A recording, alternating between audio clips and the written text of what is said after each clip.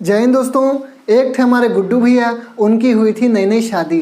अब उनकी सबसे बड़ी जो समस्या थी वो थी प्राइवेट जॉब। वो सुबह से शाम तक बड़ी मेहनत से उसमें काम करते थे और रात में थक हार के वो सो जाया करते थे। तो ये जो थी बड़ी प्रॉब्लम क्रिएट कर रही थी उनकी बीवी जी के लिए। तो एक दिन तो गुस्से में वो एकदम उन पर भड़क उठी, बोलिए इधर आइए इधर आइए। सुबह से शाम तक हम तैयार होकर बैठे हुए हैं, होठ लाली लगा ला के हमारा होठ खराब हो गया है। मतलब फेसबुक पे अपना फोटो डालते हैं तो 200 कमेंट आते हैं कि very looking good, looking awesome. पुरनका वाला यार भी हमारा कमेंट करता है लव यू टू जाने मना है, और आपका तो कोनो कमेंट ही नहीं आता है। हैं सामने रह के कोनो कमेंट नहीं कर रहे हैं, कोनो बात नहीं कर रहे हैं, दिन भर ऑफिस हम घुसे हुए हैं। अब गुड्डू भैया परेशान, बोले अरे अरे अरे अरे, हम वो कैसे समझाएं भाई साहब, हमारा जो बॉस है वो हमको इतना सा टारगेट देता है, हमको डेली का टारगेट पूरा करना होता है, कैसे कर दें हम। भी बोलती अच्छा जब बिया नहीं हुआ था तब तो मैं तेरा टारगेट थी बे, अब हम बिया करके तुम्हारे पास आ गए तो टारगेट बदल दिया। वाह अरे वाह, कल से तू घर में मत आना, निकलना दिखना मत, तू दोगला करना आती। तो भाई अब उसमें गुड्डू भैया गया, परेशान हो गए और समझाते समझाते तो धीमे धीमे दोनों में होने लगी कॉन्फ्लिक्ट बढ़ते बढ़ते तलाक तक की नौबत आ गई।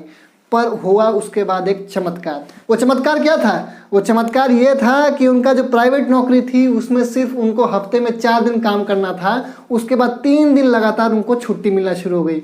तो अब इसके बाद गुड्डू भैया काफ़ी रिलैक्स महसूस करने लगे। 4 दिन उन्होंने काम करते थे बड़ी मेहनत और लगन से, और 3 दिन वो निकल जाते थे अपनी बीवी के साथ वीकेंड पे घूमने के लिए। घूम रहे हैं हाथ में हाथ डाल के, बीवी भी खुश, काम भी खुश, और साथ ही साथ उन्होंने धीमे धीमे पूरे मिर्ज़ापुर पे कब्जा जमा लिया और वहाँ पे बन गया गुड्डू भैया द डॉन। और फिर मिर्ज़ापुर रिलीज हो गई उसके बाद। तो आज की कहानी बस इतनी थी, लेकिन कहानी का मेन मोटिव था कि अगर हफ्ते में 4 दिन आपको काम करने को मिल जाए और 3 दिन छुट्टी मिल जाए तो आपको कैसा लगेगा, ये कमेंट सेक्शन में जरूर बताइएगा।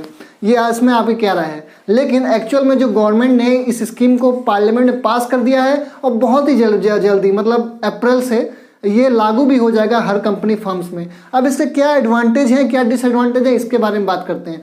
देखिए सबसे पहले अगर हफ्ते में अगर 4 दिन होगा तो पहले आप ये समझिए कि हफ्ते में हम लोग 6 दिन अभी काम करते हैं, तो हमको 48 आवर्स का काम हफ्ते में कंप्लीट करना है। मतलब अगर हम डेली 8 घंटा काम करते हैं तो 8 गुणे 6 48 घंटा का हमको टाइमलाइन पूरा करते हैं। अब सरकार क्या कर रही है कि अगर आप कंफर्टेबल हैं 4 दिन में ही अगर 48 घंटे को पूरा कर ले रहे हैं तो आप 4 दिन में कंप्लीट कर लीजिए, फिर अगला 3 दिन छुट्टी लीजिए। मतलब जो 48 घंटे का टाइम पीरियड है वो आपको हर हाल में पूरा करना ही करना है। इट मीन्स अगर आप 4 दिन हफ्ते में काम करते हैं तो आपको पर डे 12 घंटे के हिसाब से काम करना पड़ेगा। यानी एक दिन का 12 घंटा तो 12 × 4 48 घंटा, तो आपका 48 घंटा 4 दिन में पूरा हो गया, तो अगले 3 दिन आप छुट्टी भी जा सकते हैं। अब ये डिपेंड करता है अपने अपने हर एम्प्लॉय की कैपेसिटी लेवल पे कितना करते हैं। लेकिन सबसे बड़ी बात, ये जो 48 आवर्स का टाइम पीरियड है जो मतलब डेली का 12 घंटे का है, इसमें आपका जो कन्वेंस है आने जाने का जो टाइम लगता है घर से ऑफिस जाने का या ऑफिस से घर आने का, वो इंक्लूडेड नहीं है, वो एक्सक्लूड वाला किया हुआ है। ये 12 घंटा सिर्फ काम का वर्क आवर आपका दिखाया गया है। मतलब अगर आपका 12 घंटे का ये टाइम आप पूरा करते हैं, फिर उसके बाद आप घर से ऑफिस जाते हैं, मान लीजिए 1 घंटा उसमें लगता है, और ऑफिस से घर आते हैं फिर 1 घंटा लगता है, तो टोटल आपको 14 घंटा देना पड़ेगा डेली, तब जाके आप 4 दिन में इस कंप्लीट कर सकते हैं। सबसे बड़ी बात कि अगर आप वर्क फ्रॉम होम करते हैं तो आपका जो कन्वेंस का चीज़ है वो काफ़ी बच जाता है। तो वर्क फ्रॉम होम वालों एम्प्लॉयज़ के लिए काफ़ी ठीक है, क्योंकि वो घर में भी रहेंगे, अपने घर को भी देखेंगे, बीच बीच में ब्रेक में जा सकते हैं। अब ब्रेक का स्कीम क्या है, हर 5 घंटे पे आधे घंटे का आपको ब्रेक मिलना कंपलसरी है। ये गवर्नमेंट की स्कीम के अनुसार हुआ है, मतलब हर 5-5 घंटे पे आपको आधा घंटा मिलेगा।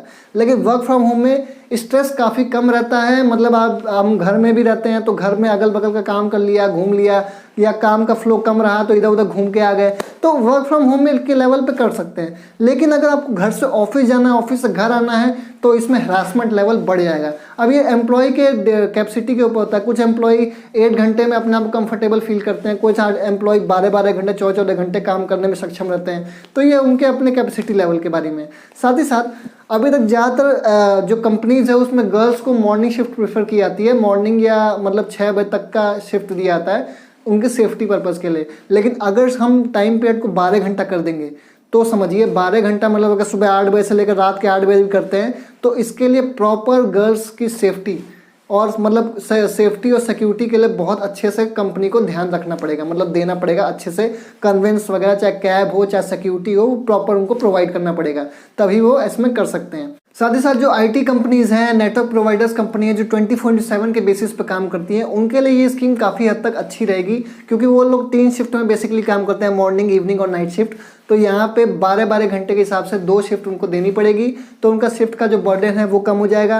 एम्प्लॉय बहुत ज़्यादा कंफर्टेबली काम करेंगे, लेकिन इसमें सिक्योरिटी लेवल ज़्यादा बढ़ाने पड़ेंगे एम्प्लॉयज़। अब बात करते हैं इस 4 डेज वर्क वीक वाले रूल की, तो ये कई सारे देशों में ऑलरेडी अप्लाई हो चुके हैं, जैसे कि गैम्बिया हुआ, यूएसए कुछ स्टेट्स हुए, और भी इत्यादि इत्यादि बहुत जगह यूज़ हुए हैं। और ऐसा एनालिस्ट बोलते हैं कि इससे जो एम्प्लॉयज़ की प्रोडक्टिविटी है उसमें काफ़ी सारा इंक्रीज़ यानी कि सुधार ऐसा महसूस हुआ है, तो एम्प्लॉयज़ की प्रोडक्टिविटी इससे बढ़ेगी। हालांकि काफ़ी क्रिटिक्स भी हैं इसके ऊपर लोग बोलते हैं कि ये पूरी तरह सक्सेसफुल नहीं हो पाएगा इंडिया में। तो लेट्स सी कि मतलब ये कितना ज़्यादा सक्सेसफुल होता है, और आपकी इसमें क्या राय है। अगर 4 डेज वर्क वीक अगर होता है हर प्राइवेट फर्म में, तो ये कितना बेनिफिट आपके पर्सपेक्टिव से होना चाहिए या इसका डिसएडवांटेज सबसे ज़्यादा देखा जाएगा। आप अपनी राय कमेंट सेक्शन में जरूर बताइएगा। तो दोस्तों आज के लिए इतना ही। नमस्कार, वंदे मातरम, जय हिंद।